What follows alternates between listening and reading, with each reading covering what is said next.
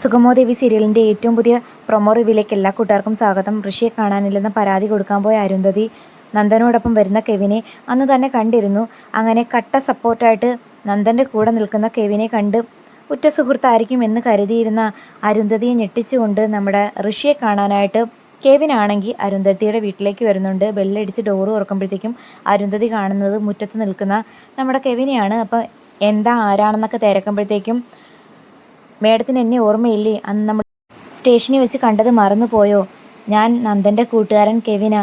ഋഷിയില്ലേ, ഋഷിയെ കാണാൻ വേണ്ടിയിട്ട് വന്നതാണെന്ന് പറയുമ്പോൾ ആദ്യം ഒന്ന് ഞെട്ടുന്നുണ്ട്. പക്ഷേ ഋഷിയോടുള്ള കാര്യം അറിഞ്ഞു വെച്ചുകൊണ്ട് വന്നതാണെന്ന് മനസ്സിലാക്കി അരുന്ധതിയാണെങ്കിൽ അകത്തേക്ക് ക്ഷണിക്കുന്നു. അപ്പോഴത്തേക്കും കെവിൻ്റെ സൗണ്ട് കേട്ടിട്ട് ഋഷി അങ്ങോട്ടേക്ക് വന്ന് കൈ കൊടുത്ത് കെട്ടിപ്പിടിക്കുകയൊക്കെ ചെയ്യുന്നുണ്ട്. അപ്പോൾ അതെല്ലാം കണ്ട് ആകെ ഞെട്ടി വരച്ച് നിൽക്കുന്നുണ്ട്. അരുന്ധതി എന്താ ഇവിടെ സംഭവിക്കുന്നതെന്ന് അറിയാൻ വയ്യാത്ത രൂപത്തിൽ. ശരിക്കും പറഞ്ഞാൽ അരുന്ധതിക്ക് ഈ നാടകത്തിനോടൊന്നും താല്പര്യമില്ല എങ്കിലും തൻ്റെ മകൻ്റെ ആ ഒരു വാശിയുടെ പുറത്ത് ചെയ്യുന്ന കാര്യങ്ങൾക്ക് മൗനസാക്ഷിയായിട്ട് നിൽക്കാൻ മാത്രമേ അവരെയും കൊണ്ടാകുന്നുള്ളൂ. അങ്ങനെ അകത്തേക്ക് വരുമ്പോഴത്തേക്കും അരുന്ധതി കെവിനോട് പറയുന്നുണ്ട്, ഈ കാണിക്കുന്നതിനോടൊന്നും എനിക്ക് താല്പര്യമില്ല. എന്ത് പറഞ്ഞാലും ചന്ദ്രോത്ത് വീട്ടുകാരോട് നിങ്ങൾ ചെയ്യുന്നത് ശരിക്കും ക്രൂരതയാണ്. ഇങ്ങനൊരു നാടകം കളിക്കേണ്ട ആവശ്യമുണ്ടായിരുന്നോ എന്ന് പറയുമ്പം ഋഷി പറയുന്നുണ്ട്, ശരിക്കും ഞാൻ മരണനാടകം കളിക്കുന്നത് എന്തിനാണെന്ന് അമ്മയ്ക്കറിയാമോ? അവിടെ ഉള്ളവരുടെ എല്ലാം ജീവനില്ലാണ്ടായി കാണാൻ വേണ്ടിയിട്ട് തന്നെയാണ്. മേഡം എന്തിനു വിഷമിക്കുന്നത്? നമുക്ക് ഉറപ്പായിട്ടും വിജയം ഉണ്ടാകും. നമുക്ക് ചന്ദ്രോത്ത് വീട്ടിലുള്ള എല്ലാവരെയും തകർക്കണ്ടേ? അതിന് ഏറ്റവും ബെസ്റ്റ് മാർഗം ഇത് തന്നെയാണ്.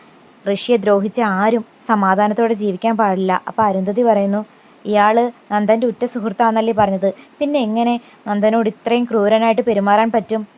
അതിനൊക്കെ ഒരുപാട് കാരണങ്ങളുണ്ട്. അതൊക്കെ മേഡം വഴി അറിയാൻ പോകും എന്ന് പറയുമ്പോഴത്തേക്കും ഋഷി പറയുന്നു, അമ്മ കെവിന് കഴിക്കാൻ വേണ്ടിയിട്ട് എന്തെങ്കിലും എടുക്കുക, എനിക്ക് കുറച്ച് സംസാരിക്കാനുണ്ടെന്ന് പറയുമ്പോഴത്തേക്കും ശരിയെന്ന് പറഞ്ഞ് അരുന്ധതിയാണെങ്കിൽ അങ്ങ് കിച്ചണിലേക്ക് പോകുന്നുണ്ട്.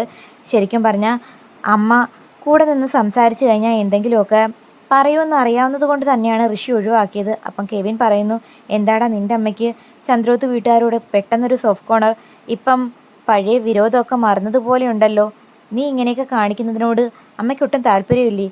അമ്മയ്ക്ക് എൻ്റെ ജീവിതം എന്താകും, എൻ്റെ ഭാവി എന്താകും എന്നുള്ളൊരു ടെൻഷനാണ്. കാരണം ചന്ദ്രോത്ത് വീട്ടുകാർ എനിക്ക് യാതൊരു ആപത്തും സംഭവിച്ചില്ല. ഞാൻ അവരെ കളിപ്പിച്ചതാണെന്നുള്ള സത്യം തിരിച്ചറിഞ്ഞു കഴിഞ്ഞാൽ വാശിയും വൈരാഗ്യവും കൂടത്തല്ലേ ഉള്ളൂ. അങ്ങനെ വാശിപ്പുറത്ത് തീർക്കേണ്ടതല്ല എൻ്റെ ജീവിതം എന്നൊക്കെയാണ് അമ്മ പറയുന്നത്. പക്ഷേ എൻ്റെ ആവശ്യം എങ്ങനെയെങ്കിലും ചന്ദ്രോത്ത് വീട്ടുകാരുടെ നാശം കാണാനാ.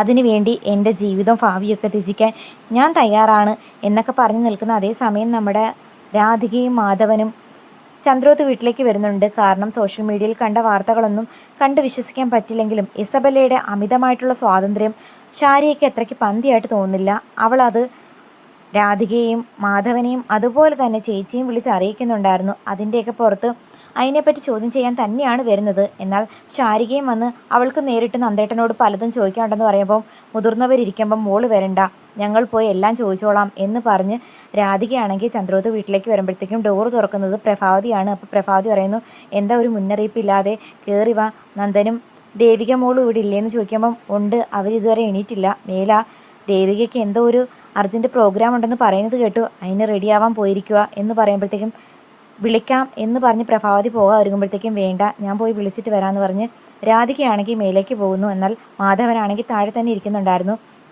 അപ്പം മാധവനും രാധികയ്ക്കും കുടിക്കാനായിട്ട് ചായ എടുക്കാനായിട്ട് പ്രഭാവതി കിച്ചണിലേക്കും പോകുന്നു.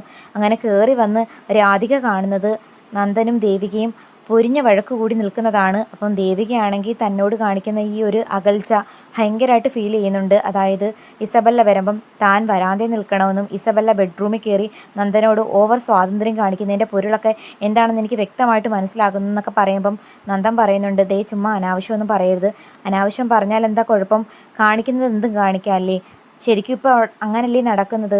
ഞാൻ നന്ദുവിൻ്റെ ആരുമല്ല, ഇസബല്ലയാണ് ശരിക്കും ഭാര്യ എന്നുള്ള മട്ടിനാ പെരുമാറുന്നത് എന്നും പറഞ്ഞ് രണ്ടുപേരും കൂടി നിർത്താതെ അങ്ങോട്ടും ഇങ്ങോട്ടും സംസാരിക്കുന്നത് കണ്ടിട്ട് രാധികയ്ക്ക് വിശ്വസിക്കാൻ പറ്റുന്നില്ല. കാരണം നന്ദൻ്റെ വായിൽ നിന്നും ഇങ്ങനെയുള്ള വർത്തമാനങ്ങളൊന്നും മുമ്പ് കേട്ടിട്ടേ ഇല്ല. ഇസബല്ലയ്ക്ക് വേണ്ടിയിട്ട് ദേവിയോട് വഴക്ക് കൂടേണ്ട അത്രയും വലിയ ആത്മബന്ധമാണോ ഇസബല്ലയോടുള്ളത് എന്ന ആശ്ചര്യത്തിൽ നിൽക്കുന്ന നന്ദനാണെങ്കിൽ നോക്കുമ്പം രാധിക അതിശയിച്ച് നിൽക്കുന്നത് കാണുന്നുണ്ട്. അപ്പം രാധികയ്ക്ക് ഇതൊക്കെ കണ്ടിട്ടും കേട്ടിട്ടും സങ്കടം സഹിക്കാൻ വയ്യാതെ കണ്ണ് നിറഞ്ഞു നിൽക്കുന്നത് കണ്ടിട്ട് അമ്മ എപ്പോൾ വന്നു?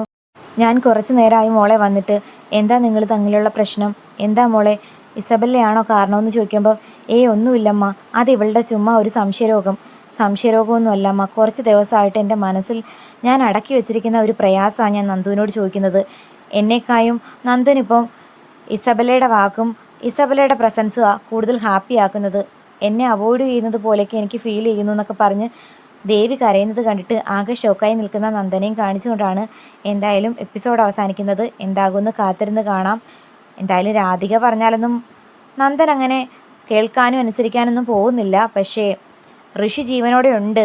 കെവിനും ഇസബലയും ചേർന്ന് തന്നെ ചതിക്കുകയാണെന്ന് തിരിച്ചറിയാതെ എന്തായാലും ഒരു മാറ്റം ചന്ദ്രോത്ത് വീട്ടിലെ ആർക്കും ഉണ്ടാകില്ല. പ്രത്യേകിച്ചും പ്രഭാവതിക്ക്. കാത്തിരിക്കാൻ എന്താകുമെന്ന്.